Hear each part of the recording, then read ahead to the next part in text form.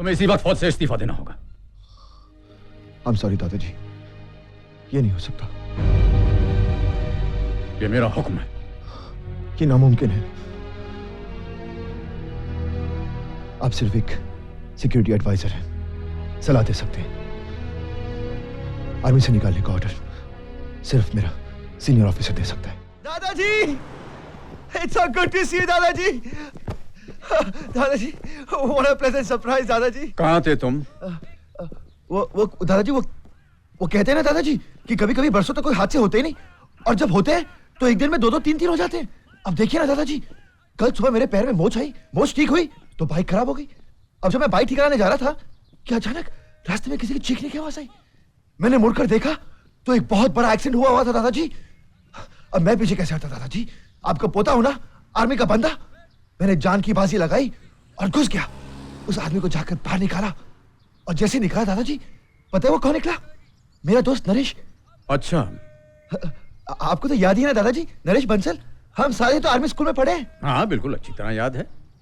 और आपको भी याद दिला दूं कि आपके दोस्त नरेश इस वक्त ऑस्ट्रेलिया में एमबीए कर रहे हैं। हाँ लेकिन दादाजी वो कल 3 दिन पहले नरेश के पिता बंसल साहब हमारे यहाँ खाने पे आए थे। तुम्हारी माँ जो है वो बिल्कुल ठीक कहती है, बिगाड़ रखा हमने तुम्हें अपने लाड प्यार से। ऐसा कुछ नहीं है दादाजी। शर्म आनी चाहिए तुम्हें। एक तो यूनिट से गायब रहते हो, ऊपर से झूठ बोलते हो। मैंने सोचा था खानदान का नाम रोशन करोगे, पिता की चाहत की कदर करोगे तुम, लेकिन नहीं। I'm sorry दादाजी, I'm very sorry। मैंने आपका दिल दुखाया। कल से लेके अब तक एक एक पल मैंने कैसे काटा जानते हो तुम? जान ले ली तुमने हमारी। इधर आ। सॉरी दादाजी।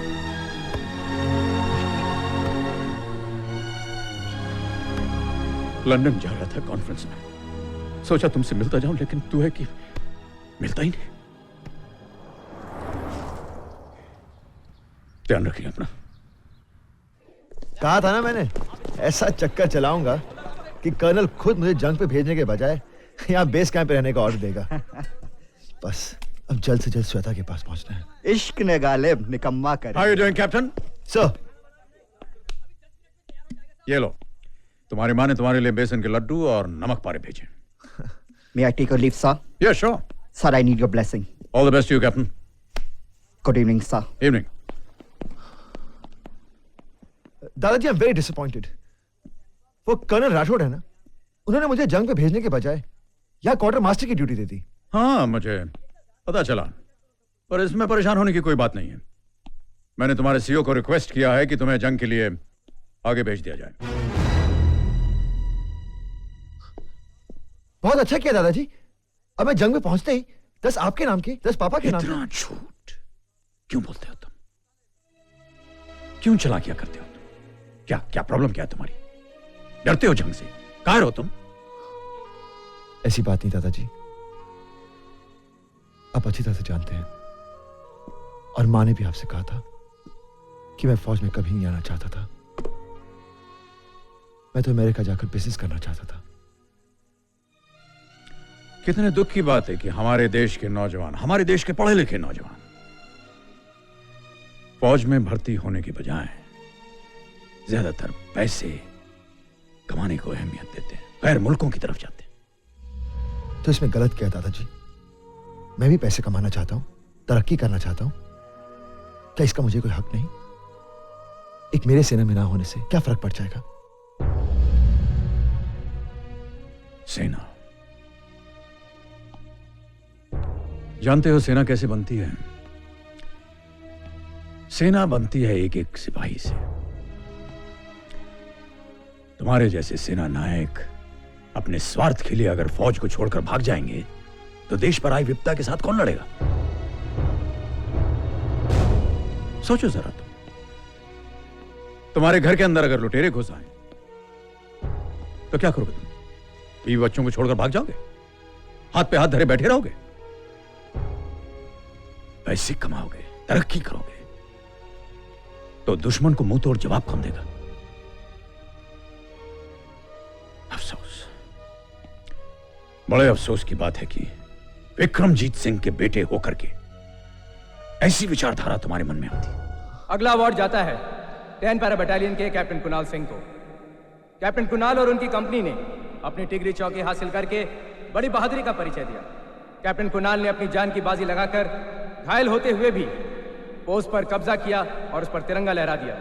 उन्हें उनकी वीरता के लिए सेना मेडल प्रदान किया जाता है। तुम इस अवार्ड के हकदार नहीं हो कुणाल। ये तुम्हारा अवार्ड नहीं है, ये त्रिलोक का अवार्ड है, त्रिलोक का।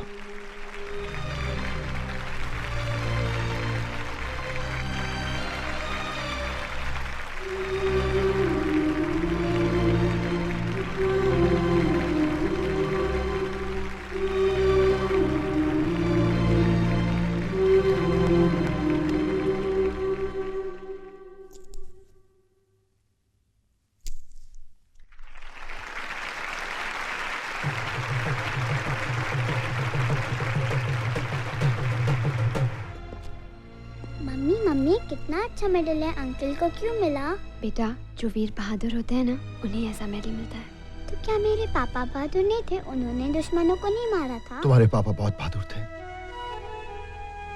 उन्होंने बहुत दुश्मनों को मारा था।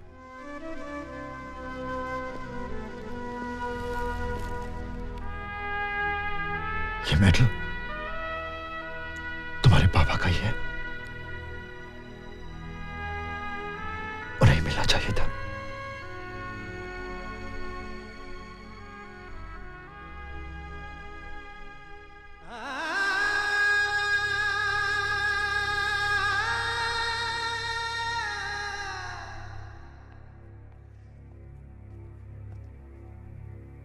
क्या हुआ कुणाल? पार्टी तो तुम्हारे सम्मान में दी गई थी, फिर तुम इस तरह अचानक पार्टी छोड़ के क्यों चले आए? माँ, मैं इस मान सम्मान के लायक नहीं हूं। इसका असली हकदार त्रिलोक था। क्या? सच है माँ, आज अगर मैं जिंदा हूं तो सिर्फ उसकी वजह से। मुझसे भी बड़ा अवार्ड उसे मिलना चाहिए था। मैं तो जुनून में अपने होश खो बैठा था माँ। फिर ये तूने पहले क्यों नहीं कहा? इसी का तो दुख है माँ कि मैं सच नहीं कह सका। सब समझने लगे कि जंग में जीत मेरी वजह से हुई है। आवाज अनाउंस हो गई और मैं त्रिलोक को उसका हक दिला सका। मैं चुप रहा तो सिर्फ इस घर की इज्जत और दादाजी की खुशी के लिए। ओए पगले, है क्या कीता तू?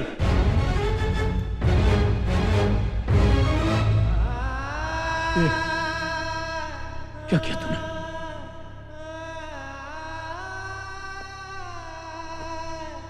दादाजी,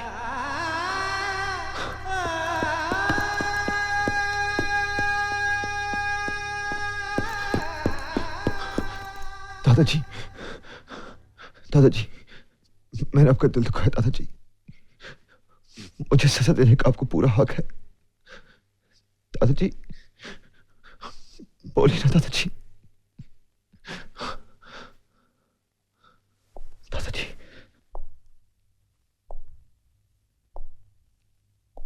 आवाज छीन ली है तूने हमारी। मेजर जनरल अमरजीत सिंह का पोता, लेफ्टिनेंट कमांडर विक्रमजीत सिंह का बेटा जंग के मैदान में अपने होश खो बैठा और किसी और का मेडल ले आया। लानत है तुम। बरसों आर्मी में रहकर मैंने बड़ी लड़ाइयां जीती, लेकिन जिंदगी की इस लड़ाई में आज तुमने मुझे हरा दिया कुणाल। बड़ी बड़ी मुसीबतों के सामने चट्टान की तरह खड़े रहने वाले अमरजीत सिंह को तूने रेत की तरह बिखेर दिया। अच्छी सजा दी तुमने हमारे प्यार की। दादाजी, वेरी सॉरी दादाजी। मैंने ऐसा कभी नहीं चाहता। I'm sorry। इसका प्रायश्चित करना पड़ेगा तुम्हें। इसी वक्त तुम्हें अपने कमांडिंग ऑफिसर के पास जाकर अपना अपराध कबूल करना पड़ेगा।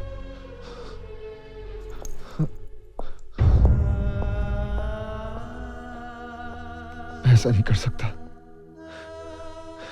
अगर मैंने अपना अपराध कबूल किया तो मेरा कोर्ट मार्शल हो सकता है, मुझे सेना से निकाला जा सकता है मां।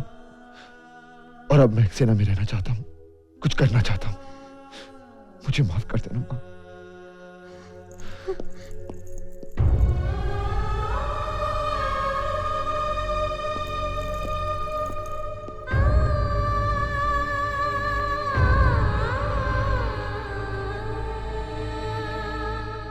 वो कुछ नहीं करेगा बहू, हमारे लाड प्यार ने बिगाड़ रखा उसे। मेरा पोता सेना की पवित्र वर्दी पहनने के लायक नहीं है। ऐसा मत कहिए पापा, कुणाल को एक मौका जरूर दीजिए। नहीं बहू नहीं, हम उसके झूठ का जहर नहीं पी सकते। माफ कीजिएगा पापा जी, हालात के भंवर में फंसकर जहर तो भगवान शंकर को भी पीना पड़ा था। हम तो फिर इंसान हैं। मान जाइए ना पापा, मेरी खातिर न सही,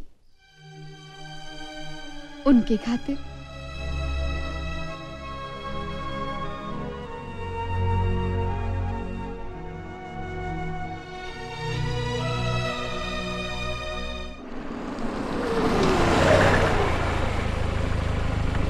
कुणाल, कहाँ थे तुम? कहाँ नहीं ढूंढा तुमको? ए साक्षी, हाँ? अब के सावन में शरारत ये मेरे साथ हुई।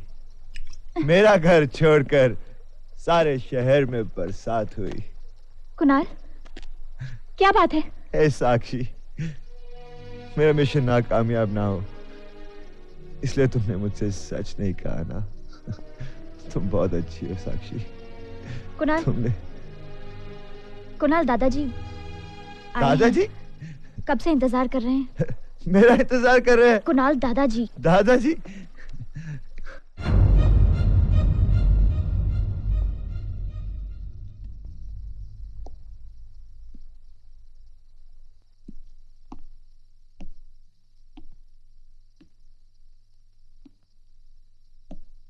जानते हो तुम्हारी वजह से आज कितने टेररिस्ट हाथ से निकल गए?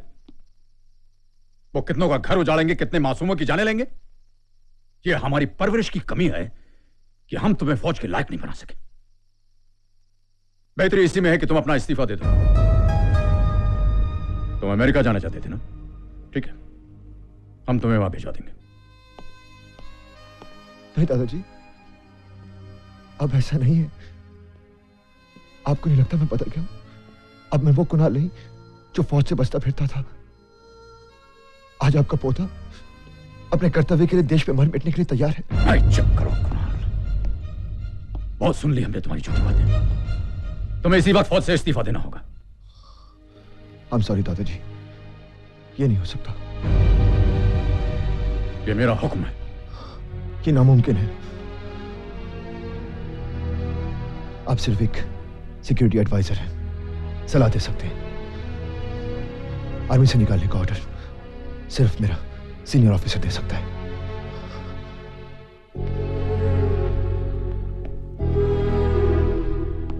ठीक कहा तुमने कुणाल, बिल्कुल सही कहा।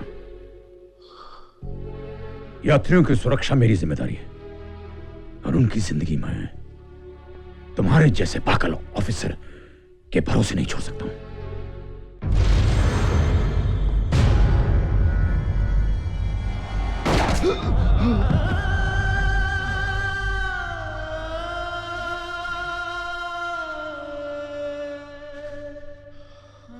झूठ बोलने में तुम बहुत माहिर हो ना।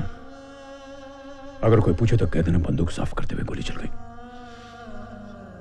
और अगर तुम सच कह सकते हो तो मुझे बहुत खुशी होगी।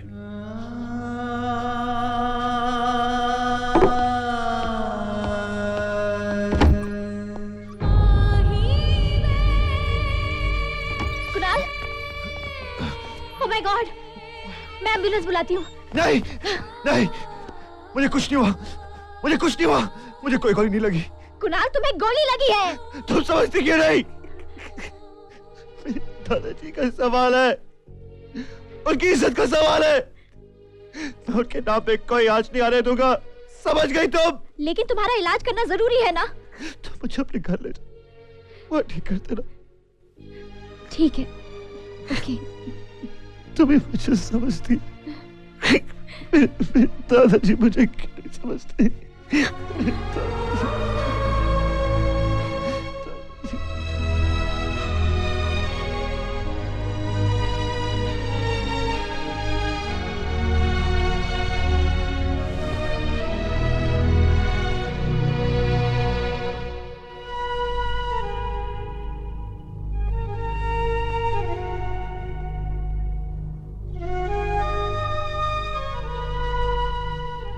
हमें माफ कर देना विक्रम, हम तुम्हारा अरमान पूरा नहीं कर सके।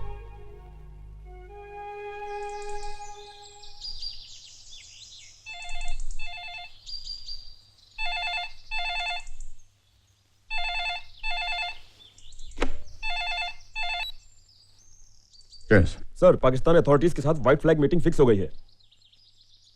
All right, thank you.